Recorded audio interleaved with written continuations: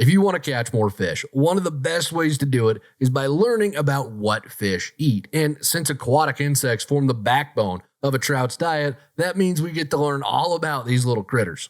Mayflies are one of the world's most abundant aquatic insects, and you'll find them in virtually every trout stream on the planet. You can think of mayflies like the bacon of the fish food world. They're incredibly important to a well-rounded diet, and fish just can't survive without them. But it's not enough to just know that mayflies are important. This week on Untangled, you're going to learn all about these aquatic insects.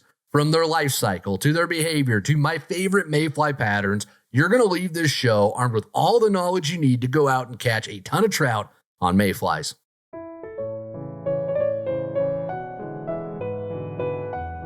This is Untangled, fly fishing for everyone, presented by Ventures Fly Co.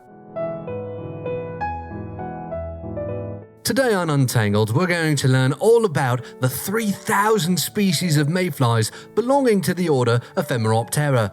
So I suggest dusting off those old English to Latin translation handbooks and settling in, because we're going to be here for a while.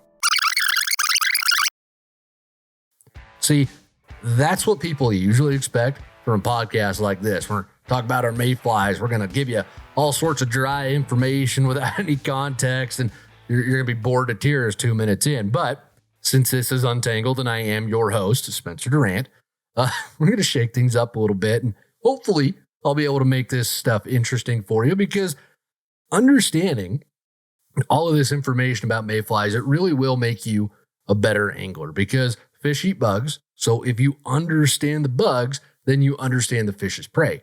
And you can do a much better job when you understand their prey of putting your fake flies in front of fish and making them look real, which is your entire goal as a fly angler. Everything we talk about here at Untangled can be distilled down to that very simple concept of put your flies in front of fish and make them look real. So let's talk about mayflies. These are aquatic insects. They tend to be on the smaller side, although some of the species like your drakes, or your hexagenias, for example, can be huge. In fact, some of the hexagenia hatches a few years ago, they were so big that they were actually captured on the weather radar, on the news. They could see these clouds on the radar. They could see these clouds of mayflies moving. They're that big. Most of them aren't that big, though. Most of them are about, double the size of a mosquito, but they're not a blood-sucking monster, so that really helps. Your bigger drakes can be the size of like a bee or a wasp, but generally they're about double the size of a mosquito. And mayflies are pretty easy to recognize because the adult versions of them look like little sailboats on the surface of the river. They're just happy little bugs on a happy little river. There are no mistakes, just happy accidents, to quote Bob Ross. And they're happy little critters. They're a very elegant upscale bug. They only visit the right neighborhoods. They drive an Audi. Their kids go to private schools, and their dads all wear Argyle sweaters and talk about impressive dividends at dinner parties. So that's kind of where the mayfly hails from. They really are a worldwide bug, though. They will be found in any cold, clean, fresh water system on every continent except Antarctica, because it's a little cold there. Mayflies don't really like it when it's 1,000 below zero in either freedom units or Celsius. It's just cold there. And like I mentioned this earlier, there are over 3,000 species of mayflies. We don't need to know all of them because most mayflies can be imitated with a relatively small handful of different patterns. In fact, just the other day, I was talking to a friend of mine. He grew up out in the East, and he lives down in Florida now. Done a lot of fly fishing, but he asked me if we have any Hendricksons, which are a type of mayfly. He asked me if we have any Hendricksons who are here where I live in Wyoming. And I don't know for sure. I don't think so. I think a lot of what we have out here are the drakes, but it's kind of funny because if you look at the gray drakes that I think are predominant out here, and then the Hendricksons, and you look at pictures, two of them side by side, look very similar. And I can imitate both of those with a size 14 Adams and do just fine. So it really doesn't matter the specific exact species of mayfly that's hatching because they're so similar in size, shape, and color that we can imitate them again with just that handful of flies. And before we get into talking about how to imitate them and some of that stuff, let's make sure we're on the same page with their life cycle, because that's a very important part of imitating any aquatic insect, is knowing what stage. Are you imitating the nymph? Are you imitating the emerger? And what do they look like? And how are they different? And if you're new to this, what the heck is a nymph? What the heck is an emerger? Well, we'll get into that, okay? Mayflies have a pretty normal life cycle for an aquatic insect. It's very typical. They start out their life as an egg on the bottom of the river. And once they hatch from an egg, they become the larva. And they can spend about 2 years in this larval stage. And this is the stage of their life that we imitate with nymphs. This is what we call a nymph. So if you hear me talk about, or you hear anybody talk about a mayfly nymph, they're talking about this life stage where it's hatched out of its egg, but it hasn't done anything else. It's still just kind of that baby mayfly chilling down there on the bottom of the water, or on the bottom of the river. Our nymphs like a pheasant tail or a hare's ear are good mayfly nymph imitations. That's a lot of what they imitate. And then as a nymph, mayflies are going to be pretty small. They don't get too big, but they will have their 6 legs, a segmented, slightly tapered body, and then 2 or 3 tails. They'll have some antennae sticking out. And then they will have, some of them you can even see the gills on the side of the body. It's kind of cool looking when you can see those. But they're smaller, they're segmented, they've got a tapered body, and they're often very dark in color. So that's what your mayfly nymph is going to look like. Now, they don't stay a nymph forever, okay? They're going to turn into that sailboat that we mentioned earlier. So once they're ready to make that change, they are ready to move out of mom and dad's basement. They're going to grab the world by the tail and put it in their pocket, to quote Matt Foley, which I feel like I've done a lot lately, but Chris Farley's on the brain, so I apologize. But anyways, once the mayfly nymphs are ready to become adults, they're ready to start that stage of their life, then they will start to leave the bottom of the river and they will actively swim up towards the river's surface. And when they start doing this, they become what's called an emerger. This, you could look at it as like their rebellious teenage phase, but they're changing their physical appearance at this point. They're becoming an emerger. And as they move up through the water column, they get to the surface. They will actually start to shed their nymphal shuck and unfurl their wings for the first time. They've never had wings. They've never been able to use them until now, until they ditch that nymphal shuck. And this is very similar to the process of a caterpillar turning into a butterfly, where the caterpillar goes into its cocoon and then it comes out and it's completely different.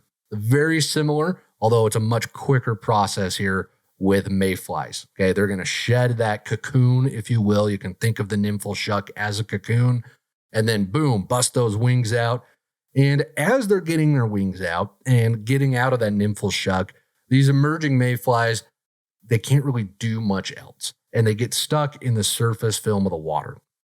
And they can't escape. They can't move. So trout realize that. They see these emergers. They know what they look like. And they get like me when you tell me there's an all-you-can-eat buffet over there and ain't going to give you stomach problems. Yeah, I get really excited about that, and I go. Trout feel the same way about these emergers because they can go, they can eat them, and there's almost a 99% chance, maybe even 100, that they're not going to escape the fish.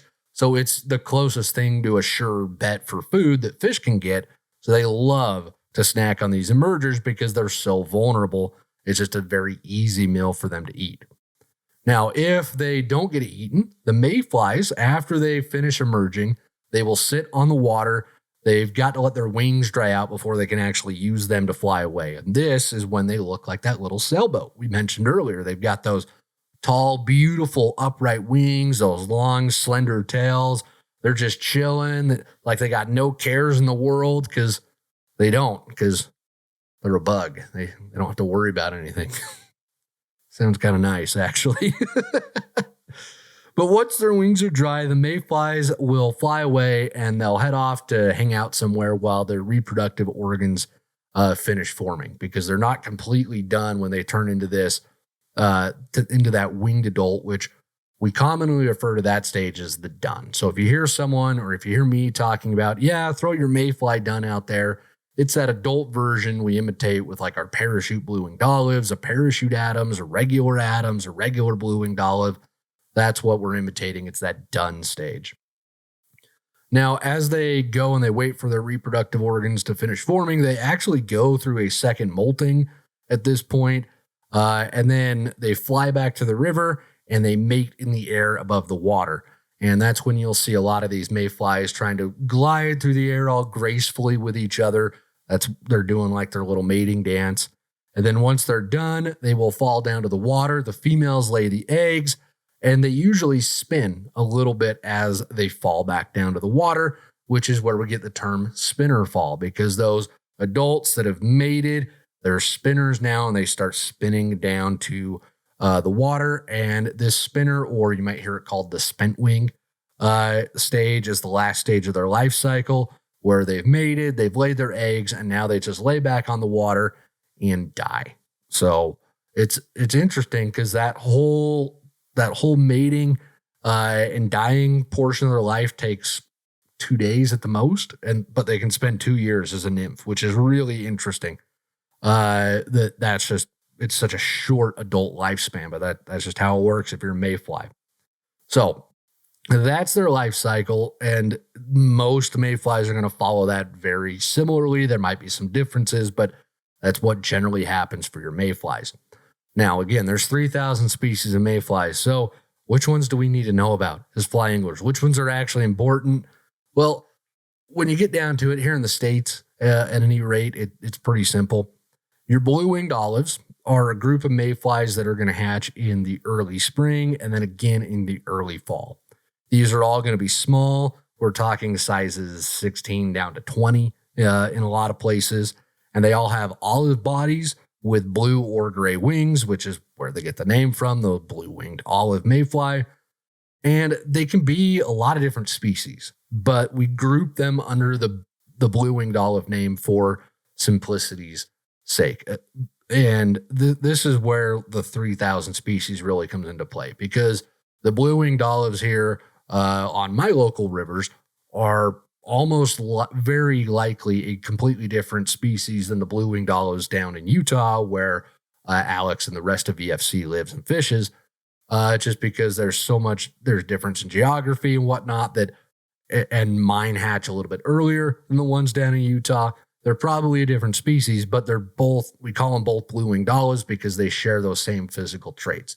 So that's how we go from these 3,000 mayflies down to just a handful. We just kind of group them together as much as we can. So that's your blue-winged olives.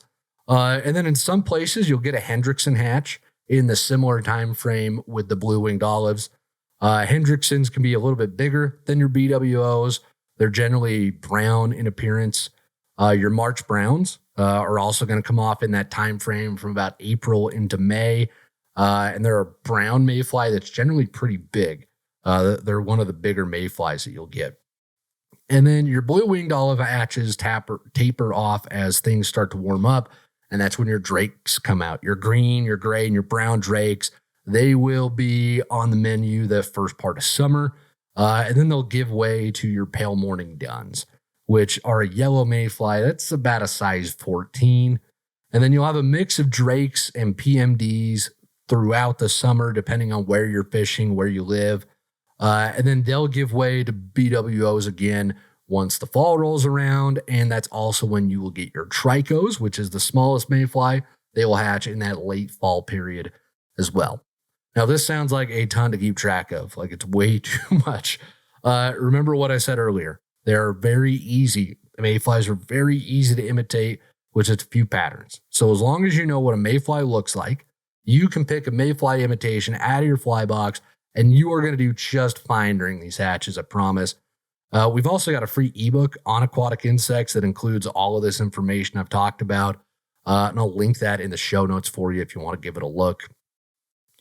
And then let's talk about actually fishing these bugs, because mayfly hatches can be kind of tough to fish, because the trout do often get pretty picky about the size, the shape, the life cycle stage that they're eating. On tailwaters, they can get very picky about the color. I used to feel really defeated by these hatches, like they were impossible to crack. And I remember being, I'm not even sure how old I was. I was pretty young, and I was out there fishing, and my dad was getting into these just beautiful hatches, catching fish after fish after fish, figuring it out with mayflies. And I started to hate mayfly hatches because I'd go with my dad and never catch anything because I didn't understand it. My dad was just having fun fishing, right? And I don't blame him at all. I was not a good student back then, so I wasn't. I don't blame him for just taking the time to fish. But I remember really disliking them, and it wasn't until I learned how to recognize rise forms that things clicked, and I started to love mayfly hatches. Okay. Now, what a rise form is when a fish comes to eat a bug off the top of the water, those rings that the fish makes, that disturbance on the top of the river, that's called the rise form. And if you know how to read a rise form, it will tell you whether the fish are eating the adult or the emerger. And that is hugely important to fishing these mayfly hatches effectively. Okay. Trout are going to make a splashy rise, or you're going to see their nose break the surface when they're eating the adults. I was out fishing last week with my buddies Kyle and Gene, and we were floating the river here, and we got around the corner, and there's this pod of fish rising. You can see them, and you could literally see the fish's noses breaking the surface because the fish were pretty big, and we were that close to them.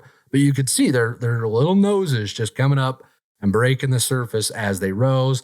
But then a few of the fish in that pod, you didn't see that. All you saw was their tail fin or their dorsal fin breaking the surface. And that told me that they were eating emergers, because when they're eating emergers, their noses won't break the surface. The rise is a lot smaller. It's a lot softer. It's quieter. And then you're often only going to see the dorsal or the tail fin break through the water. So that's how to tell between the two. And sometimes, like what happened to me last week, you'll run into a situation where you see a group of fish feeding, and some of them are eating the duns, some of them are eating the adults, and some are eating the emergers. So if you take a second to observe the fish before you start casting, you will easily be able to identify what they're eating. And that is the key to having success with your mayfly hatch. Because you need to make sure that your flies don't have drag and that you're using the right tippet and leader. All of that matters. But none of that will matter at all if you don't have the right fly on. If you insist on fishing an adult when they're eating the emergers, 99% of the time they're just going to ignore that adult and keep eating the emergers, and you're going to be frustrated and wonder what in the heck that Durant guy on Untangled was smoking when he told you that mayfly hatches were fun. Because it can be really frustrating if you don't take that time to observe the fish, watch what they're eating, and then tie your flies on. Now, speaking of flies, these are my go-to patterns for the mayfly hatch. This is what I have with me in my box at all times. I've got a parachute blue-winged olive, sizes 18 to 14. That's to imitate our adult blue wings. And then I've got parachute Adams, sizes 18 to 12. That's going to imitate my adult blue wings. That's also going to imitate some of the drakes. Where I live, I don't have to really worry about imitating color very much because the fish aren't overtly pressured.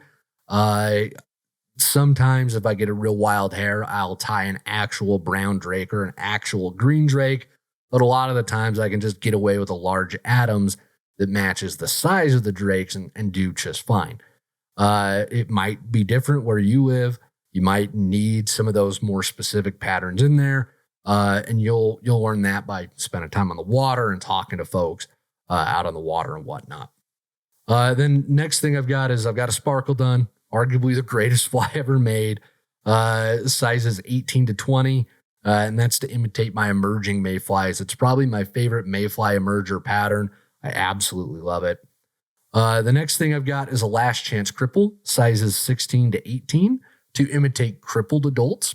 Because as these bugs hatch, sometimes maybe their wings didn't form correctly or their tail isn't formed correctly, and they'll end up crippled and they can't fly away. And at that point, those crippled adults are as big of a draw to the fish as the emergers. So the fish will sometimes just key in on eating cripples all day long as well. And that rise will look exactly the same as your done rise, or sometimes it can look like your emerger rise. So I like to have a cripple on usually throughout the hatch. And I'll get into the rigs here in just a minute. But those cripples can be really good if the fish look like they're eating those adults and you throw an adult out there and they ignore it. It might be time to switch it over to a cripple because that might be what they're keyed in on. Another one that I've always got with me is my bars emerger, sizes 18 to 20. This imitates emerging mayfly nymphs as they're working up through the water column. They're not in the surface film quite yet. I like these with a little glass bead on them or a small brass bead just to get them down a little bit. Really great to use if you get on the water early before the hatch really starts going. But I mean, the fish are going to be eating at that point. So you want to fish for them. You can throw this, swing it through the water a little bit. It's just a great little fly to have around. And then a Jujubatus, sizes 16 to 18. That's a wonderful mayfly nymph pattern. And then the good old trusty pheasant tail, sizes 14 to 20. I love that for a mayfly nymph as well. So that is my collection of mayflies that I've got.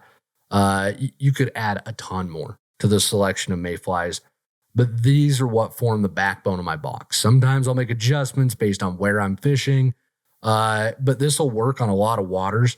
Now, it's always good to ask about region-specific mayfly patterns for your area because, again, these bugs can vary a lot in appearance in different regions. So you might have to do some research online or talk to fly shops or other anglers to dial it in if you're not seeing success, but that group of flies should treat you pretty well in a lot of situations. And then the last thing we got to talk about here is how we rig these bugs up, because that's important. I keep my rig simple with my mayflies, like I try to do with everything else. I always go with a long leader to start off. I just like, usually these mayflies, especially early in the season, the water is still kind of low and clear. So a longer leader just gets you a more delicate presentation, reduces your chances of micro drag. So I'll take a 9-foot 4X leader to start, and then I'll tie on another 2 to 3 feet of 5X with a blood knot, unless I'm fishing the drakes. And if there's the really big mayflies out, I just put on a 9-foot 4X leader and call it a day and use that. But then during these mayfly hatches, I will almost always fish a double dry fly rig because I love dry flies. The fish are looking up. I want to catch them on dries. That's what I enjoy doing. But there's no reason that you shouldn't use a dry dropper or a single dry fly. It really comes down to what you're the most comfortable with. I prefer the double dry because I think it gives me a great chance at catching a lot of fish. And what I'll do is I'll tie my parachute on first. And I usually tie that a little bit bigger because it functions almost as an indicator. So I'll put if all the bugs in the water are an 18, I'll put a 16 on. And then off the bend of that hook, I'll get some 5X tippet and tie 1 to 2 feet of tippet off of that. And that's where I'm going to tie on my emerger or my cripple. And usually those are smaller. They're sinking a little bit. So I use that parachute as almost an indicator to tell me where my second dry fly is and then to tell me if a fish ate it. It's a very effective way to fish these hatches. It's my personal favorite way to do it. But if the fish really aren't actively rising yet, if they're just kind of coming up here and there, then I'll tie a nymph on and wait for the fish to really start looking up. That's when I'll throw my pheasant tail or a Jujubatus or a bars emerger, even sink it a bit and just try to target the upper bit of the water column where those nymphs are starting to swim up. They're getting ready to emerge and the fish are probably looking at them. I try to target that. About the only time that I personally fish a single dry fly during a mayfly hatch is when the drakes are on, because the drakes are big enough that I don't feel like I need to add a second fly, because when the drakes are hatching, most of the fish in the river are looking up and they're eating the drakes. So a second fly just seems like it just feels like it gets in the way sometimes. So I usually just take it off. If you're dealing with an exceptionally picky fish, you've cast to it a million times and it just refuses everything, that's another good time to just cut off your second fly, go with one. because sometimes that second fly can do some wonky things to the drift. So if you got a fish that's really picky, cutting that second fly off can help you catch him. And I know it's a lot of information, but I hope you found it all helpful. And I hope you're ready for a lot more aquatic insect info coming up too, because we're going to do more of these types of episodes here in the future. So make sure you're subscribed to Untangled so you don't miss out on them. And you also don't want to miss out on the excellent questions we have this week coming up in the Q&A section of this show. Anglers are always asking, what bugs are hatching right now? And that's why we put together a year-round hatch chart. It outlines all the major bug hatches so you always know what fly to tie on, no matter where you're fishing or what time of the year. So if you want to level up your skills and start catching more fish, click or tap the link in the show notes to get this free hatch chart. All right, back to the show. Every week, we spend half the show directly answering questions from listeners and viewers just like yourself. So if you've got a fly fishing question that you would like answered, you can go ahead and send those on in to me. There's a link to do that in the show notes. I love getting the questions from y'all. A lot of the questions you send in end up inspiring the open of the show as well. So you never know how your question's going to get used. Make sure you send them in. And the first question this week comes to us from Alexander from Utah, writes in and says, "What's up? I love the podcast and the wealth of information. I've been struggling on the rivers trying to get into fish while my buddies will pull brownies out of the water with spinner rods and panther martins. Mainly when nymphing, how do you observe a hole full of fish and how do you get the right depth so the fish see your nymph and mistake it for some food?" Alexander, good question. Appreciate it, man. So I'm not entirely sure what you mean when you say observe a hole full of fish, but I'm going to assume that you mean, how do I know if a spot in the river is going to have fish in it? Well, that all really boils down to the concept of reading water, which is something we dove into on last week's episode about riffles, and we'll cover in future episodes of the podcast as well. Reading water, it's a whole thing that we could do, and I have done multiple episodes just about reading water. But I think the meat of your question is actually the second part of what you sent in, because you said you're fishing with buddies and they're catching fish. So if that's happening, then you are in the right areas. You're fishing the spots in the river that do hold fish. The issue, like you have accurately observed, is the flies, the nymphs that you're using, you're just not getting those down deep enough. So to get your nymphs down deep enough, you need to start out with either heavy flies on there or adding split shot to your rig, or a combination of both. You also want to set your indicator to start out about 1.5 times the depth of the river. And that's just supposed to be a guess. You're just supposed to look at it and think, that looks like it's 4 feet deep. So I'll set this to 7. That's 1.5, 4 plus half of that, about 6-7 feet. I'm going to set it about 6-7 feet above my first fly. If you're having a really hard time guessing the depth, just go 6 feet above your first nymph. That's a really good place to start in my experience. And then you're going to throw that whole rig out there. You're going to let it drift in the water, and you're just going to observe for a minute. Don't expect to catch a fish yet, just observe. Because you've got to pay attention to what that bobber is doing out there on the water. Because ideally, your nymphs are going to be drifting right there in the bottom third of the strike zone. You're going to have one on the bottom, and then one maybe a foot to 18 inches above that. They're just drifting along at the bottom, right where the fish are hanging out.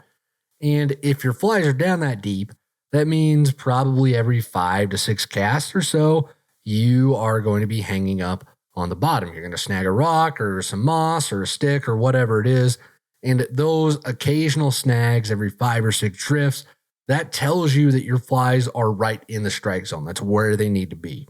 But if you're never catching bottom, you don't see your bobber ticking along at all, and the bobber is just cruising, it's just moving with the speed of the river, it's not doing anything at all, then that is telling you you're not deep enough. So you either need to move that bobber up to increase the distance between it and your flies, or you got to add some split shot, or you've got to add a heavier fly, or a little bit of both. You've got to add some weight until you get down and you are catching bottom every 5-6 casts or so. Now, if the inverse happens, if you are catching bottom every single drift, then you need to move your indicator down a little bit. So move it closer to that first fly. That's reducing the distance between them. You can take some split shot off or swap out one of your really big heavy flies for maybe a lighter fly, because you don't want to be catching the bottom every single time. That tells you that you're a little too deep. And if you're always snagging on the rocks, how are the fish going to be able to eat your flies? They need to be drifting freely with the current. So again, you just continually adjust this. It's this concept we've talked about here where we call it ABA, always be adjusting. You're always tweaking. You're always making adjustments to your rig as you move from hole to hole, because the depth is always going to be different. You've got to constantly be adjusting to make sure those flies are down there in the strike zone. And we've actually got a video Alex put together, a wonderful video showing this entire process of adjusting and setting your indicator perfectly every single time. It's a wonderful little video. I've linked that in the show notes as well, just so you can get a visual representation of what I was talking about. But I really appreciate the question. Thanks for sending it in. Philip from North Carolina has our next question, writes in and says, "Hello, Mr. Spencer. I'm really enjoying your show. I just discovered it last week and am working my way through all the episodes. My question is, have you ever tried Tenkara? I am new to fly fishing and it seems well suited to the small creeks and narrow rivers near me. I recently received a Hellbender rod from Dragontail Tenkara that is suited more for bigger fish. I plan on using it for bass and panfish. Most of my more local trout waters are closed due to Hurricane Helene's devastation. Thank you for sharing your knowledge with all of us." Philip, when did I become Mr. Spencer? That's way too formal. That sounds like the guy who started this podcast, the British fellow with the bow tie and whatnot. No, I'm just Spencer. But I appreciate it. Thank you so much for the note that you sent in. It was great to hear from you. I've tried Tenkara before. I have. And for those who don't know what Tenkara is, it's a method of fishing. It originated over in Japan. You use a very long rod. These things are 13, 14. I've seen them up to 20-something feet long. I actually know a guy who caught a taimen, one of those giant trout that live over in Mongolia. I can't remember how big it was, but it was huge, and he caught it on a Tenkara rod, and his Tenkara rod was huge to handle a fish that big. But anyways, it's a really long rod, and your line, it's a level line, so there's no taper to it, and that is attached to the tip of the rod. So there is no reel and no line guides. Your line's just attached to the tip of the rod, and then that line tapers down, or doesn't taper down, pardon me. It goes down to a little tippet ring, and then you can tie tippet to it. You can put a dry fly on there. You can put a nymph on there. The traditional Tenkara flies are called kabari. They're basically a Japanese version of wet flies, of our soft hackles, is the best way to describe them. And you can swing those through the water. The idea is you don't cast, so you're not getting hung up in trees. You just reach out, you just drop these flies, and you either swing them like you would with a wet fly, or you drift a nymph on a tight line, or you put a dry fly out there. I even know folks who use dry dropper rigs on Tenkara rods. It gives you all this reach. You don't have to cast, but you also don't have a reel, which is something a little bit different. I gave it a pretty good shot. Tenkara really burst onto the scene 8 or 9 years ago, maybe a little bit longer than that. It was really popular. It seemed like everybody was doing it. So I gave it a shot. I actually wrote a column about it a while ago. And I went out and I had a guy take me. He was very accomplished with Tenkara, so he took me and showed me how to do it.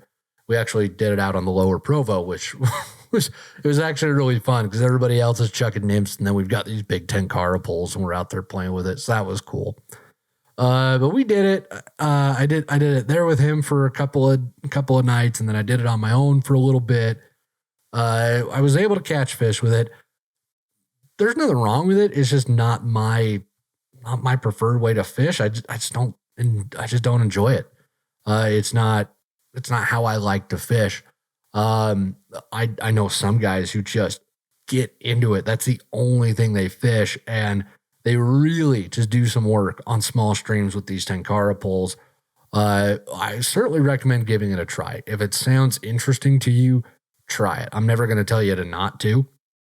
The biggest con with it is fighting fish is a little bit different because you have a level line. You have no way to retrieve it because there's no reel. So you kind of just have to pull the fish towards you through the current, which can be kind of tough sometimes, especially if you look into a bigger fish. There's no reel to help absorb that. And then on top of that, there's no fly line, so you're not doing a fly cast. So casting with a Tenkara rod, your flies, it's a completely different motion. It feels different. The mechanics are different. Again, there's nothing wrong with it. It's just very different, and it's a pretty steep learning curve. And I enjoy the act of casting a fly line. And to me, that's what fly fishing is I'm casting a fly line. And that's how I like to do it. So that's definitely the cons there, is that it's a steeper learning curve. The casting's not as intuitive, especially if you are coming to it from a long time of fly fishing. But the pros, you're not casting, so you have a lot fewer chances to get your fly stuck in trees, which is really nice. And then the reach, it's amazing. You can stand in one spot and you can reach all these holes because your rod's so stinking long. And that's really nice. It's very well suited, like I said, to wet flies. So if that's a style of fishing you enjoy, then it's a great tool to use for that. The folks I know who use it the most do tend to use it mostly on small streams. I know a few folks who use it on bigger rivers, big tailwaters, and they're plenty successful with it. But I don't see that as often as I see folks using Tenkara on small streams. It seems to be very suited to that, which makes sense because Japan's got a lot of small streams as well, and that's where it originated. So it dovetails nicely with it. Again, not my favorite way to fish. Nothing wrong with it. Definitely recommend giving it a try. I think for bass and panfish, Philip, I think it'd be wonderful. There could be a lot of, especially for panfish, man, you could reach out and you could kind of just hit all the little banks for your bluegill and whatnot. And you could probably put a little leech on the bottom of it and really jig it well for the bass. It could be a very effective way to fish. So, let us know how it goes for you. I'd be really curious to see what your bass and panfish action look like on that Tenkara rod. So thanks for sending your question in. I appreciate it. Zach from Michigan has our next question, writes in and says, "Hi, Spencer. I have been binge listening to the pod and have learned so much from it and the masterclass on YouTube. You guys have made a fantastic product. I'm wondering how universal the techniques and fly patterns you have shared are to different parts of the country. Here in Michigan, the topography is much different than the mountain streams and rivers seen in your videos. Have you ever made it to the Ausable here in Michigan? P.S. Having been born in Buffalo, New York, I appreciate how much you love your wings, blue cheese, or ranch." Zach, ranch all the way. Blue cheese is, no, it's nasty. Ranch is all the way, but I usually don't put ranch on my wings at all because I love the taste of the buffalo sauce. Ranch is wonderful on its own. I dip my fries in the ranch, but the wings, I just want to love the wing sauce. So I appreciate the questions, man. I haven't made it to the Ausable in Michigan yet. I'm sure I'll get there eventually. The techniques we talk about here, I mentioned this at the beginning of the show, but every technique that I talk about on Untangled or we talk about in the masterclass videos, anything that's discussed at VFC, they all come back to that guiding principle, which is put your flies in front of fish and make them look real. Okay. That is your job as a fly angler. And if you do that, you're going to be successful no matter where you fish or what you're fishing for. For fishing in rivers, for trout or for bass or whatever, that means that you're imitating a food source, okay, that's abundant at that time of year, and that you're presenting that food source in the strike zone, whether that's on top because the fish are eating dry flies off the top, or down in the bottom third of the water column because they're eating nymphs. That's what that means, okay? Drag matters hugely, no matter where you fish, because if fish see drag in a fly, that's a dead giveaway that it's not real. And drag, for those who don't know, If your fly has a little wake behind it, like it's being pulled behind a boat or it's riding a little jet ski, that's drag. That tells you that it's not drifting naturally. Okay. That's going to apply no matter what you're fishing. Okay. If there's drag on your drift, that's a dead giveaway that that bug isn't real. So even though the topography is different, all of these principles remain the same. Get those flies in front of fish, make them look real, present them in the strike zone. Doesn't matter if you're going after trout or bass. These techniques translate everywhere because it really is that simple of a proposition. Get your flies in front of fish, make them look real. And honestly, in the rivers and streams that we fly fish in, there's an awful lot of similarities between the water that I've got here in the Rockies or that you do out in the driftless. There's still your riffles, there's your runs and your pools. The gradient and the speed might be different, but we're still fishing riffles, runs, pools, undercut banks, glides, seams. That's what we're looking for. All right. It's the same no matter where you're fishing. When I fished the Niagara River a couple of years ago, it looked very similar to all the water that I see out here in the Rockies. It was just on a much bigger scale. Obviously, the Niagara is huge, very big piece of water. But it looked the same. I could look at it and I could recognize, okay, fish should be here, fish should be here, fish should be here. Because once you know how to read water, it all translates and you're looking for those seams, those buckets, those pools, the softer water, the runs, the riffles. That's what you're looking for. And you can find it no matter where you're fishing. Now, speaking to the flies specifically, yeah, they're generally going to be applicable everywhere. Okay, the mayflies that I'm fishing here in Wyoming are going to be very similar to the mayflies that my buddies are fishing over in Michigan and Wisconsin. Okay, they're going to be slightly different color, maybe. They're going to happen at different times of the year, but mayfly is still a mayfly, and Adams is still an Adams. It's going to work to imitate those mayflies no matter where you're fishing.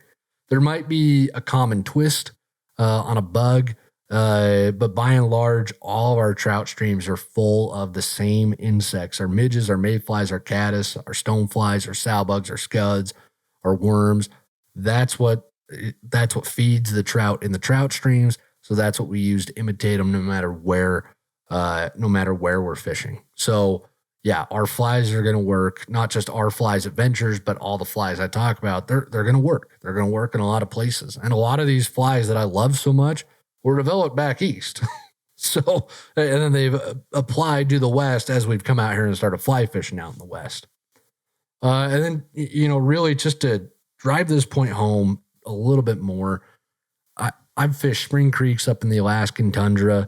They're not dropping from the mountains. They just sprawl through that Alaskan tundra. And if you looked at just the water, don't look at the surroundings, just look at the water, you'd think it's the Henry's Fork or the Au Sable. You'd think it's one of those two. Then I've also fished little streams on Kodiak Island that look exactly like the stuff I grew up fishing in Utah. Okay, the point is that you will find similarities and differences in every type of water, no matter where you fish. But all the principles we talk about, all the fly patterns we talk about, it remains the same. They'll translate from place to place. There's going to be a local twist and a local flavor, but it all applies. And that's really kind of the beauty of this, because the biggest variable in all of this isn't the rivers or the flies, but it's the fish themselves and their behavior and how they react to different tactics. And that's what really adds the flavor, I think, to traveling and fishing and exploring new places. Because, I go up to Alaska and I have my same box of trout flies that I use here that I use up there for trout and grayling. Within reason. Obviously, if I'm fishing a river that's got a bunch of salmon in it, I'm going to throw a flesh fly for the big rainbows and whatnot. But when I'm fishing some of the little creeks and streams, it's the same stuff.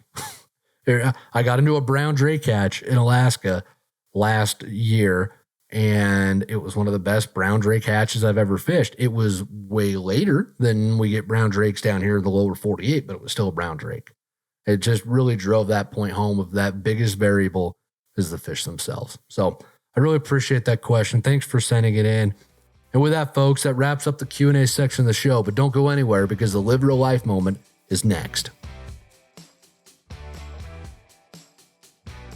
Every week, we end the show by sharing a story from someone in the VFC audience who's been out on the water living real life. We love to hear your stories and to see the pictures y'all have of you taking the time to go out there and fish and have fun. So if you've got a live real life moment that you would like to share with us, you can send those in at the link in the show notes. And this week's live real life moment is from Bryant. Writes in and says, I grew up bait fishing lakes all over Utah, but by the time I was a teenager, I had learned to hate fishing. Now in my mid-30s, I find myself craving the quiet peacefulness of the wilderness more and more, and nature has become my best friend and a positive, uplifting force in my life. After years of taking my wife and kids tent camping, then finally getting an RV to allow us to take more trips, I got the harebrained idea to give fishing another chance. There must have been something about those childhood fishing trips that I cherished without realizing it, and didn't want to deprive my kids of those same experiences. So I got some cheap gear at Walmart, and we camped at a reservoir. Fishing the lake was just like I remembered. Worm guts and boredom as we watched bobbers for hours and caught only a single small fish. But I decided to walk downstream from the dam one morning with a spinning lure and soon discovered the joys of river and stream fishing. I suppose I am not a man of faith because actually seeing the fish in that crystal clear water made me a believer. I caught a nice rainbow trout that morning on a Walmart spinner and my fate was sealed.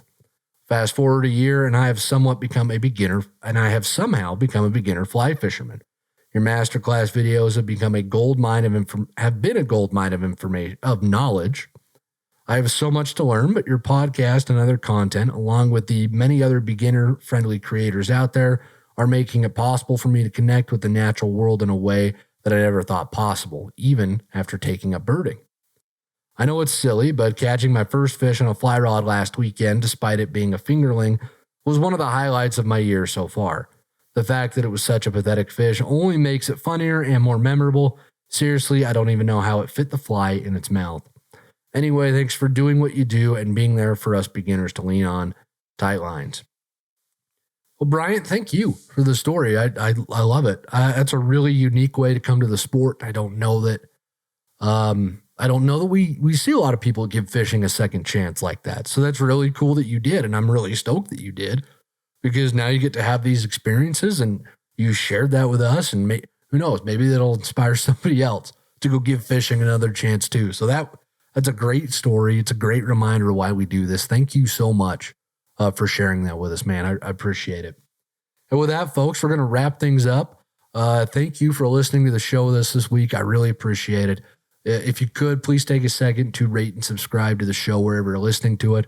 The more ratings and subscriptions we get means the more people that we reach and we can help them live real life. And speaking of that, we've got a whole ton of content that'll help you do that. You can click on all the links that you see around to go explore that stuff. And until next week, everybody, get out on the water, enjoy yourself, catch some fish, and live real life.